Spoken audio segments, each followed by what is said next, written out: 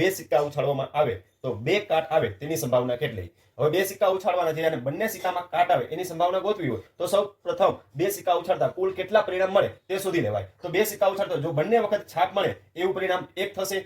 બીજી વખત સિક્કા ઉછાળવામાં આવે અને પ્રથમ સિક્કામાં છાપ અને બીજા સિક્કામાં કાટ મળે એવું પરિણામ બીજું થશે.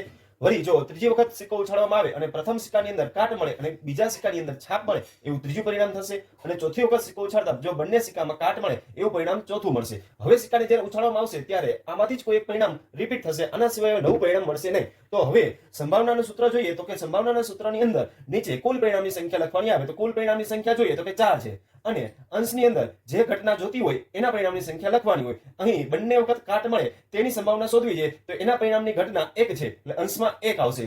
આ દાખલાનો સાચો જવાબ 1/4 થશે પણ અહીં એવો એક પણ ઓપ્શન નથી જેથી કરીને આ દાખલાનો જવાબ ડી ઉપર પૈકી એક પણ નહીં આવશે.